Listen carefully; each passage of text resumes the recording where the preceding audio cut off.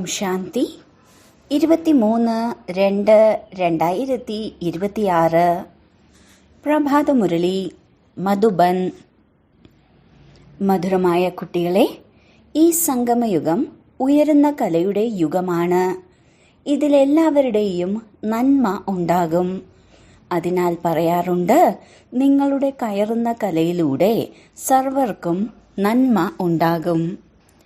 ചോദ്യം: ബാബ എല്ലാ ബ്രാഹ്മണരായ കുട്ടികൾക്കും വളരെ വളരെ ആശംസകൾ നൽകുകയാണ്. എന്തുകൊണ്ട്?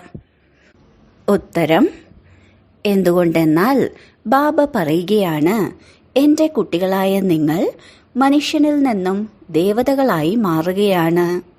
നിങ്ങളിപ്പോൾ രാവണന്റെ ചങ്ങലകളിൽ നിന്നും മുക്തമാവുകയാണ്.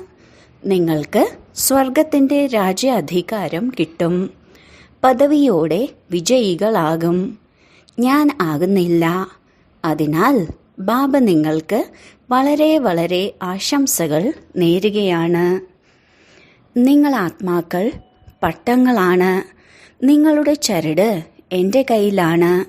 ഞാൻ നിങ്ങളെ സ്വർഗത്തിന്റെ അധികാരികളാക്കും. ഗീതം. അവസാനം ആ ദിനം ഇന്ന് വന്നു. ഓം ശാന്തി. ഈ അമരകഥ ആരാണ് കേൾപ്പിച്ചുകൊണ്ടിരിക്കുന്നത്? അമരകഥ എന്നു പറഞ്ഞാലും സത്യനാരായണ കഥ എന്നു പറഞ്ഞാലും മുക്കണ്ണിന്റെ കഥ എന്നു പറഞ്ഞാലും ശരി, ഇത് മൂന്നും മുഖ്യമാണ്. ഇപ്പോൾ നിങ്ങൾ ആരുടെ അടുത്താണ് ഇരിക്കുന്നത്? അതോടൊപ്പം ആരാണ് നിങ്ങൾക്ക് കേൾപ്പിച്ച് തന്നുകൊണ്ടിരിക്കുന്നത്? സത്സംഗങ്ങൾ ബ്രഹ്മബാബയും ധാരാളം നടത്തിയിട്ടുണ്ട്. അവിടെ മനുഷ്യരെയാണ് കാണാൻ സാധിക്കുക. ഇന്ന സന്യാസിയാണ് ഇന്ന് കഥ കേൾപ്പിക്കുന്നത് എന്നെല്ലാം പറയാറുണ്ട്. ശിവാനന്ദ സ്വാമിയാണ് എന്നെല്ലാം പറയാറുണ്ട്. ഭാരതത്തിലാണെങ്കിൽ ധാരാളം സത്സംഗങ്ങളുണ്ട്. ഓരോ തെരുവുകളിലും സത്സംഗങ്ങളുണ്ട്. മാതാക്കളും പുസ്തകങ്ങളെല്ലാം പിടിച്ച് സത്സംഗങ്ങൾ നടത്തുന്നുണ്ട്. അവിടെയെല്ലാം മനുഷ്യരെയാണ് കാണുക. എന്നാൽ ഇവിടെയുള്ളത് അത്ഭുതകരമായ കാര്യങ്ങളാണ്. നിങ്ങളുടെ ബുദ്ധിയിൽ ആരാണ് ഉള്ളത്? പരമാത്മാവ്. നിങ്ങൾ പറയും, ഇപ്പോൾ ബാബ സമീപത്ത് വന്നിട്ടുണ്ട്.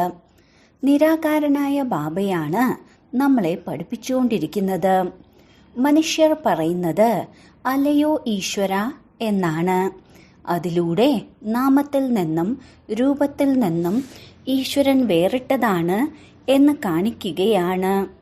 ബാബ മനസ്സിലാക്കി തരികയാണ്, നാമരൂപത്തിൽ നിന്ന് വേറിട്ടതായ ഒരു വസ്തുവുമില്ല. നിങ്ങൾ കുട്ടികൾക്കറിയാം, ഇവിടെ സാകാരി മനുഷ്യനൊന്നുമല്ല പഠിപ്പിച്ചുകൊണ്ടിരിക്കുന്നത്. എന്നാൽ നിങ്ങൾ ലോകത്തിൽ എവിടെ പോയാലും സാകാരികൾ തന്നെയായിരിക്കും പഠിപ്പിക്കുന്നുണ്ടാവുക. ഇവിടെയുള്ളത് പരമപിതാവാണ്. ബാബയെയാണ് നിരാകാരൻ, ഗോഡ് ഫാദർ എന്നെല്ലാം വിളിക്കുന്നത്. ആ നിരാകാരനാണ് ഇപ്പോൾ സാകാരത്തിലിരുന്ന് പഠിപ്പിച്ചുകൊണ്ടിരിക്കുന്നത്. ഇത് തികച്ചും പുതിയ കാര്യങ്ങളല്ലേ? ജന്മജന്മാന്തരങ്ങളായി നിങ്ങൾ കേട്ടുകൊണ്ടിരിക്കുകയായിരുന്നു. ഇത് ആ പണ്ഡിതനാണ്, ഗുരുവാണ് എന്നെല്ലാം. ധാരാളം പേരുകളുണ്ട്. ഭാരതം വളരെ വലുതാണ്. എല്ലാം മനസ്സിലാക്കി തരുന്നതും അഭ്യസിപ്പിക്കുന്നതും മനുഷ്യർ തന്നെയാണ്. മനുഷ്യരെ തന്നെയാണ് ശിഷ്യരാക്കി മാറ്റിയിരിക്കുന്നത്. അനേക പ്രകാരത്തിലുള്ള മനുഷ്യരുണ്ട്. ഇന്നയാൾ കേൾപ്പിക്കുന്നു. എപ്പോഴും ശരീരത്തിന്റെ പേരാണ് പറയാറുള്ളത്. ഭക്തിമാർഗത്തിൽ അല്ലയോ പതീത പാവന വരൂ എന്ന് നിരാകാരനെ വിളിക്കാറുണ്ട്. ബാബ വന്നിട്ടാണ് നിങ്ങൾക്ക് മനസ്സിലാക്കി തരുന്നത്.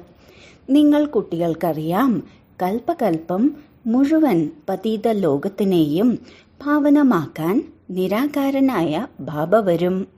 നിങ്ങൾ ആരെല്ലാമാണോ ഇവിടെ ഇരിക്കുന്നത്, അതിലും പാകപ്പെട്ടവരും പാകപ്പെടാത്തവരുമുണ്ട്. എന്തുകൊണ്ടെന്നാൽ പകുതി കൽപ്പം നിങ്ങൾ ദേഹാഭിമാനികളായിരുന്നു. ഇപ്പോൾ ഈ ജന്മം ദേഹി അഭിമാനിയാകണം. ദേഹത്തിൽ വസിക്കുന്ന ആത്മാവിനാണ് പരമാത്മാവ് മനസ്സിലാക്കി തരുന്നത്. സംസ്കാരം കൊണ്ടുപോകുന്നതും ആത്മാവാണ്. അവയവങ്ങളിലൂടെ ഞാൻ ആരാണ് എന്ന് പറയുന്നതും ആത്മാവാണ്. പക്ഷെ ആരും ആത്മാ അഭിമാനികളല്ല. ബാബ മനസ്സിലാക്കി തരികയാണ്, ആരാണോ ഭാരതത്തിൽ സൂര്യചന്ദ്ര വംശത്തിൽ ജീവിച്ചിരുന്നത് അവരാണ് ഈ സമയം ബ്രാഹ്മണരാകുന്നത്. പിന്നീടവർ ദേവതകളാകും. ദേഹാഭിമാനികളായി ജീവിക്കുന്ന ശീലമാണ് ഇപ്പോൾ ആത്മാവിലുള്ളത്. ദേഹി അഭിമാനിയായിരിക്കാൻ മറന്നു പോകുന്നുണ്ട്. അതിനാൽ ഇടയ്ക്കിടെ ബാബ പറയുകയാണ്, ദേഹി അഭിമാനിയായി മാറൂ.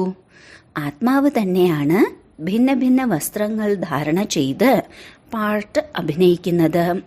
ശരീരത്തിലുള്ളത് ആത്മാവിന് ഉപയോഗിക്കാനുള്ള അവയവങ്ങളാണ്. ഇപ്പോൾ ബാബ കുട്ടികളോട് പറയുകയാണ്, മന്മന ഭവ. നിങ്ങളെ ഈ സമയത്ത് ത്രികാലദർശികളാക്കി മാറ്റുകയാണ്. രാത്രി പകലിന്റെ വ്യത്യാസമില്ലേ? ബാബ മനസ്സിലാക്കി തരികയാണ്, ഞാൻ നിങ്ങളെ രാജയോഗം പഠിപ്പിച്ചുകൊണ്ടിരിക്കുകയാണ്. കൃഷ്ണൻ സത്യയുഗത്തിലെ രാജകുമാരനായിരുന്നു. ആരാണോ സൂര്യവംശത്തിലെ ദേവതകളായിരുന്നത് അവരിൽ ഇപ്പോൾ ഒരു ജ്ഞാനവുമില്ല. ജ്ഞാനം പ്രായലോപമാകും. സദ്ഗതിക്ക് വേണ്ടിയാണ് ജ്ഞാനം. സത്യയുഗത്തിൽ ആരും ദുർഗതിയിൽ ഉണ്ടാകില്ല. അത് സത്യയുഗമാണ്. ഇപ്പോൾ കലിയുഗമാണ്. ഭാരതത്തിൽ ആദ്യം സൂര്യവംശത്തിൽ 8 ജന്മങ്ങൾ, പിന്നീട് ചന്ദ്രവംശത്തിൽ 12 ജന്മങ്ങളും എടുക്കും.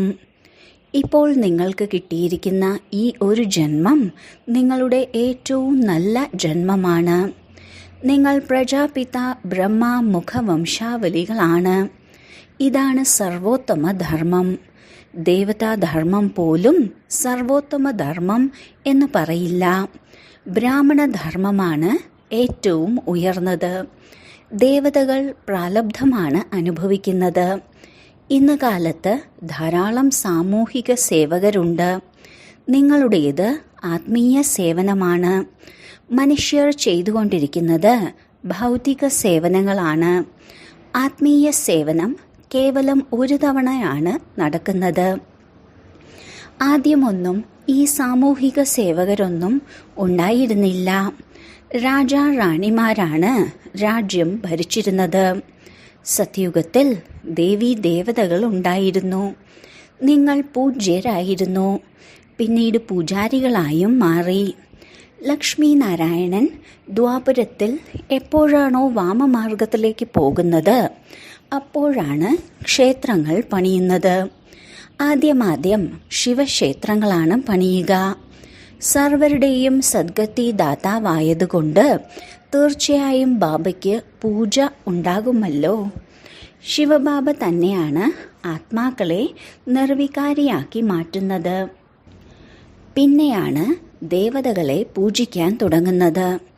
നിങ്ങൾ പൂജ്യരായിരുന്നു. പിന്നീട് നിങ്ങൾ തന്നെ പൂജാരികളായി മാറി. ബാബ മനസ്സിലാക്കി തന്നിട്ടുണ്ട്, ചക്രം ഓർമ്മിച്ചുകൊണ്ടിരിക്കൂ. ഏണിപ്പടി ഇറങ്ങി ഇറങ്ങി ഏറ്റവും താഴെ എത്തിയിരിക്കുകയാണ്. ഇപ്പോൾ നിങ്ങൾ ഉയരുന്ന കലയിലാണ്. പറയാറുണ്ടല്ലോ, നിങ്ങളുടെ ഉയരുന്ന കലയിലൂടെ സർവർക്കും നന്മയുണ്ടാകും. മുഴുവൻ ലോകത്തിലെ മനുഷ്യരെയും ഇപ്പോൾ ഉയരുന്ന കലയിലേക്ക് കൊണ്ടുവരികയാണ്. പതിത പാവനൻ വന്ന് സർവരെയും പാവനമാക്കി മാറ്റുന്നുണ്ട്. എപ്പോൾ സത്യയുഗത്തിലായിരുന്നോ അപ്പോൾ ഉയർന്ന കലയിലായിരുന്നു.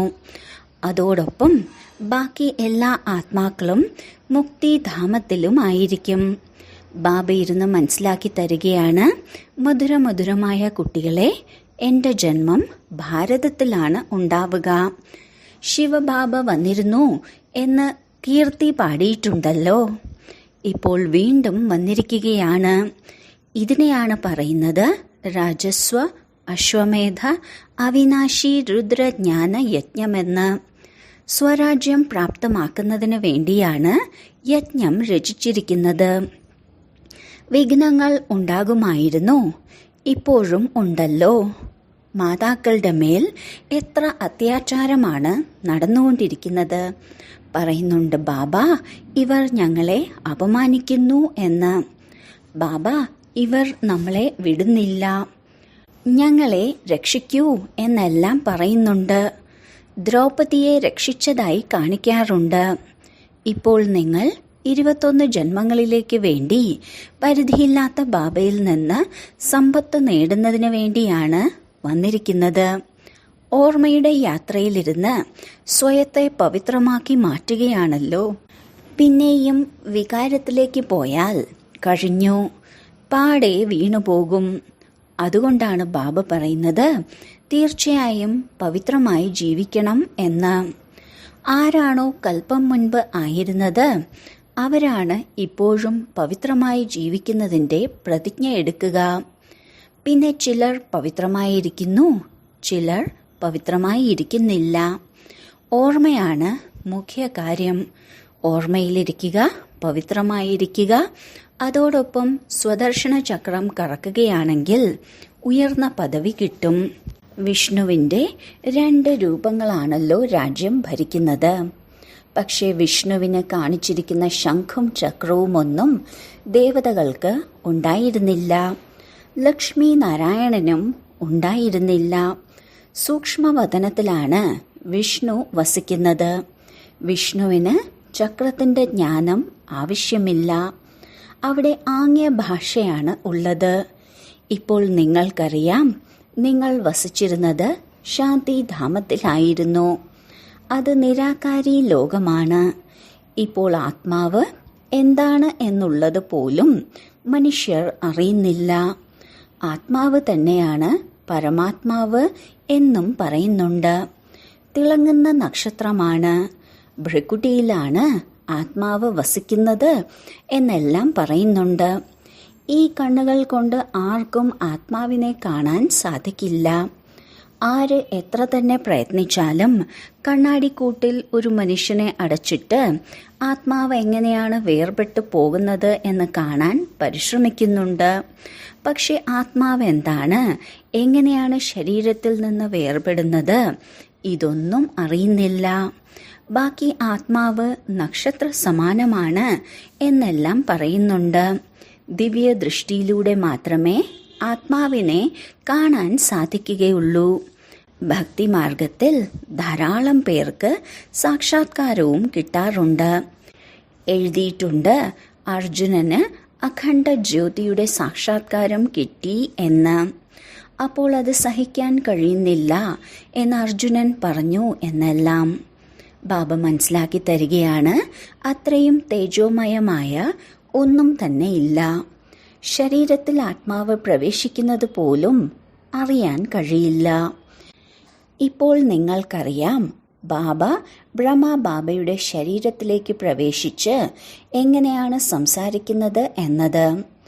ആത്മാവ് വന്ന് സംസാരിക്കുന്നുണ്ട്. ഇതും ഡ്രാമയിൽ അടങ്ങിയതാണ്.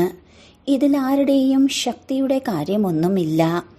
ആത്മാവ് ശരീരം ഉപേക്ഷിച്ച് പുറത്തേക്ക് പോകുന്നതായി കാണുന്നതും സാക്ഷാത്കാരത്തിൻ്റെ കാര്യമാണ്. അത്ഭുതകരമായ കാര്യമല്ലേ? ബാബ പറയുകയാണ്, ഞാൻ സാധാരണ ശരീരത്തിലേക്കാണ് വരുന്നത്. ആത്മാക്കളെ വിളിക്കാറുണ്ടല്ലോ. മുൻപെല്ലാം ആത്മാക്കളെ വിളിച്ച് അവരോട് പലതും ചോദിക്കുമായിരുന്നു. എന്നാൽ ഇപ്പോൾ തമോപ്രധാനമായല്ലോ. ബാബ വരുന്നത് തന്നെ പതീതരെ പാവനമാക്കുന്നതിനാണ്. 84 ജന്മങ്ങൾ എന്ന് പറയുന്നുണ്ടല്ലോ. അതിനാൽ മനസ്സിലാക്കണം, ആരാണോ ആദ്യം വന്നത് അവർ തന്നെ ആയിരിക്കും 84 ജന്മങ്ങൾ എടുത്തവർ. ശാസ്ത്രങ്ങളിൽ ലക്ഷക്കണക്കിന് വർഷങ്ങളുടെ കാര്യമാണ് പറയുന്നത്. ഇപ്പോൾ ബാബ മനസ്സിലാക്കി തരികയാണ്, ഞാൻ നിങ്ങളെ സ്വർഗത്തിലേക്ക് അയച്ചിരുന്നു. നിങ്ങൾ അവിടെ രാജ്യം ഭരിച്ചിരുന്നു. നിങ്ങൾ ഭാരതവാസികളെ സ്വർഗത്തിലേക്ക് അയച്ചിരുന്നു. സംഗമത്തിൽ രാജയോഗം അഭ്യസിപ്പിച്ചിരുന്നു. ബാബ പറയുകയാണ്, ഞാൻ കൽപ്പത്തിൻ്റെ സംഗമയുഗത്തിലാണ് വരുന്നത്. എന്നാൽ ഗീതയിൽ ഓരോ യുഗങ്ങളിലും വരുന്നു എന്നാണ് എഴുതിയിരിക്കുന്നത്. ഇപ്പോൾ നിങ്ങൾക്കറിയാം, ഏണിപ്പടി എങ്ങനെയാണ് കയറുന്നതും ഇറങ്ങുന്നതും എന്നത്. ഉയരുന്ന കലയും പിന്നെ താഴുന്ന കലയും. ഇപ്പോൾ ഇത് സർവരുടെയും ഉയരുന്ന കലയ്ക്കുള്ള സംഗമയുഗമാണ്. എല്ലാവരും ഉയരുകയാണ്. എല്ലാവർക്കും മുകളിലേക്ക് പോകണം. പിന്നീട് സ്വർഗത്തിൽ പാട്ടഭിനയിക്കുന്നതിന് നിങ്ങൾക്ക് വരണം. സത്യുഗത്തിൽ രണ്ടാമതൊരു ധർമ്മം ഉണ്ടായിരുന്നില്ല. അതായിരുന്നു നിർവികാരി ലോകം. പിന്നീട് ദേവീദേവതകൾ വാമമാർഗത്തിലേക്ക് പോയി സർവരും വികാരികളാകും. യഥാ രാജ റാണി തഥാ പ്രജ. ബാബ മനസ്സിലാക്കി തരികയാണ്, അല്ലയോ ഭാരതവാസികളെ, നിങ്ങൾ നിർവികാരി ലോകത്തിലായിരുന്നു.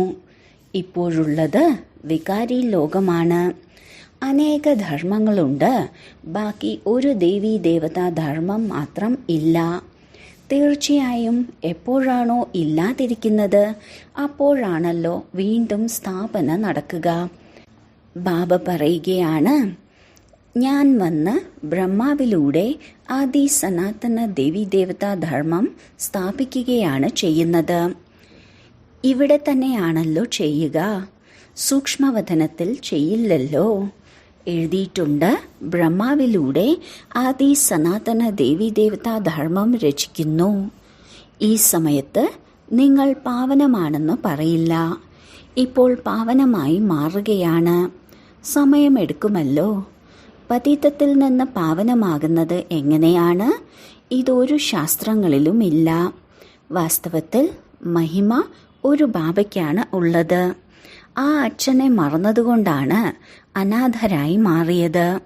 യുദ്ധം ചെയ്തുകൊണ്ടിരിക്കുന്നു. എന്നിട്ടും പറയുകയാണ്, എല്ലാവരും ഒരുമിച്ച് എങ്ങനെയാണ് ഒന്നാവുക എന്ന്. സഹോദര സഹോദരങ്ങളാണല്ലോ. ബാബ അനുഭവിയാണ്. ബാബ തന്റെ ഭക്തിയും പൂർത്തിയാക്കി. ധാരാളം ഗുരുക്കന്മാരും ബ്രഹ്മ ബാബയ്ക്കുണ്ടായിരുന്നു. ഇപ്പോൾ ബാബ പറയുകയാണ്, അതെല്ലാം വിടൂ. ഇപ്പോൾ നിങ്ങൾക്ക് എന്നെ കിട്ടിയല്ലോ.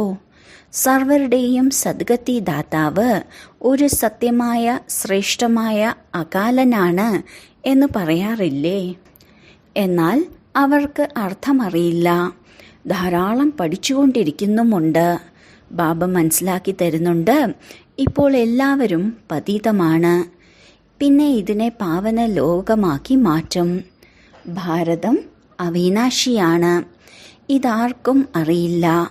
ഭാരതത്തിന്റെ വിനാശം ഒരിക്കലും ഉണ്ടാകില്ല. ഒരിക്കലും പ്രളയവും ഉണ്ടാകില്ല. കാണിക്കാറുണ്ട്, സാഗരത്തിൽ ആലിലയിൽ ശ്രീകൃഷ്ണൻ വന്നു എന്നെല്ലാം. ഇപ്പോൾ ആലിലയിൽ കുട്ടിക്ക് വരാൻ സാധിക്കില്ലല്ലോ. ബാബ മനസ്സിലാക്കി തരികയാണ്, നിങ്ങൾ വളരെ സുഖമായി ഗർഭത്തിൽ നിന്ന് ജനിക്കും. സത്യുഗത്തിൽ ഗർഭകൊട്ടാരം എന്നാണ് പറയുക. ഇവിടെ ഗർഭ ജയിലാണ്. ആത്മാവിന് ആദ്യം തന്നെ സാക്ഷാത്കാരം കിട്ടും. ഈ ശരീരം വിട്ട് അടുത്തതിലേക്ക് പോകണം എന്നതും അറിയും. അവിടെ എല്ലാവരും ആത്മാഭിമാനിയായിരിക്കും. മനുഷ്യർക്ക് രചയിതാവിൻ്റെയും രചനയുടെയും ആദിമധ്യ അന്ത്യത്തെക്കുറിച്ച് അറിയില്ല. ഇപ്പോൾ നിങ്ങൾക്കറിയാം, ബാബയാണ് ജ്ഞാനസാഗരൻ. നിങ്ങൾ മാസ്റ്റർ സാഗരമാണ്. നിങ്ങൾ, അതായത് മാതാക്കൾ, നദികളാണ്. ഈ ഗോപന്മാർ ജ്ഞാനമാന സരോവരമാണ്. ഇവർ ജ്ഞാന നദികളുമുണ്ട്, അതോടൊപ്പം സരോവരങ്ങളുമുണ്ട്. പ്രവൃത്തി മാർഗവും വേണമല്ലോ. നിങ്ങളുടേത് പവിത്ര ഗൃഹസ്ഥാശ്രമമായിരുന്നു. ഇപ്പോൾ പതീതമാണ്. ബാബ പറയുകയാണ്, നിങ്ങൾ ആത്മാക്കളാണ്. ഇതെപ്പോഴും സദാ ഓർമ്മയിൽ വയ്ക്കണം. ഒരു ബാബയെ ഓർമ്മിക്കൂ. ബാബ ആജ്ഞ നൽകിയിട്ടുണ്ട്, ഒരു ദേഹധാരിയെയും ഓർമ്മിക്കരുത്. ഈ കണ്ണുകളിലൂടെ എന്തെല്ലാം കാണുന്നുവോ അതെല്ലാം നശിക്കും. അതുകൊണ്ടാണ് ബാബ പറയുന്നത്, മന്മനാ ഭവ മധ്യാജി ഭവ. ഈ ശ്മശാനത്തെ മറന്നോളൂ. മായയുടെ കൊടുങ്കാറ്റുകൾ ധാരാളം വരും. ഇതിൽ ഭയക്കരുത്. ധാരാളം കൊടുങ്കാറ്റുകൾ വരും. പക്ഷെ കർമ്മേന്ദ്രിയങ്ങളിലൂടെ അങ്ങനെയുള്ള കർമ്മം ചെയ്യരുത്. നിങ്ങൾ ബാബയെ മറക്കുമ്പോഴാണ് കൊടുങ്കാറ്റ് വരുന്നത്.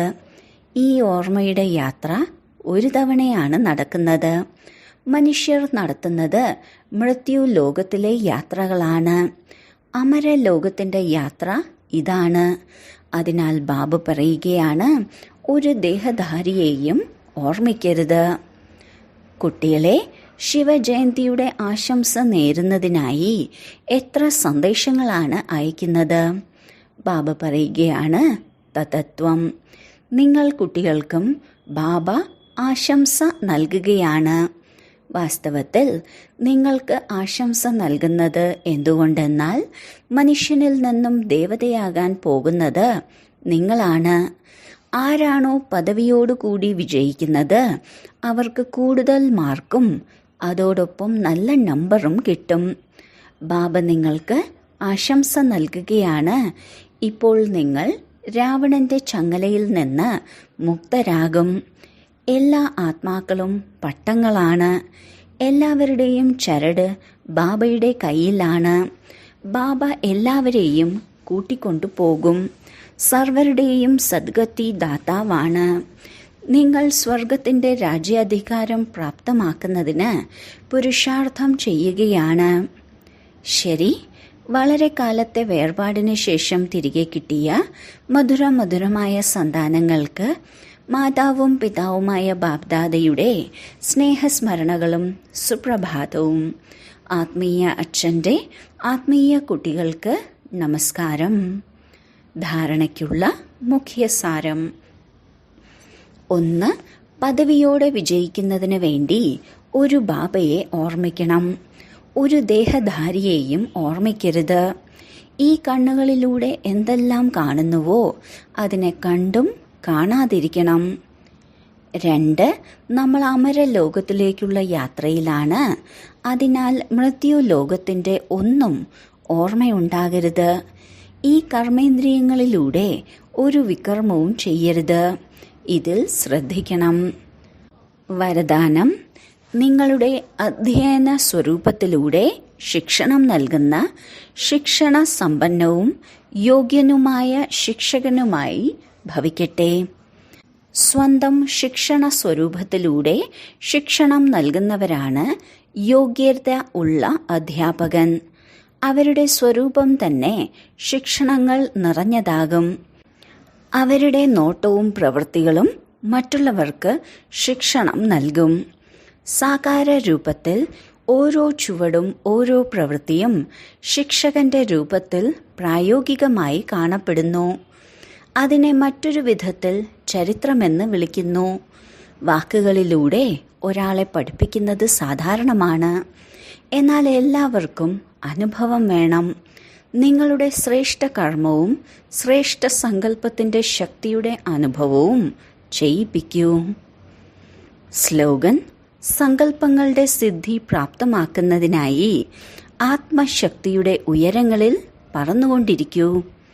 അവ്യക്ത സൂചന: ഏകതയുടെയും വിശ്വാസത്തിന്റെയും വിശേഷതയിലൂടെ സഫലതാ സമ്പന്നമാകൂ. സംഘടനയെ ഏകതയുടെ ചരടിൽ കോർക്കുന്നതിനായി സംസാരത്തിന്റെ ശക്തിയിൽ പ്രത്യേകമായി ശ്രദ്ധിക്കൂ. വാക്കുകൾ നിർമ്മലമായിരിക്കണം.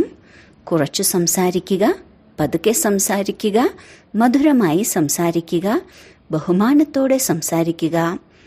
ഇതുവരെ വാക്കുകൾ കൂടുതലും സാധാരണമായിരുന്നു. അലൗകിക വാക്കുകളായിരിക്കണം, ഫരിഷ്തകളുടെ വാക്കുകളായിരിക്കണം. ഇപ്പോൾ ഇതിന് അടിവരെ ഇടൂ. അപ്പോൾ പ്രത്യക്ഷത ഉണ്ടാകും. ഓം ശാന്തി.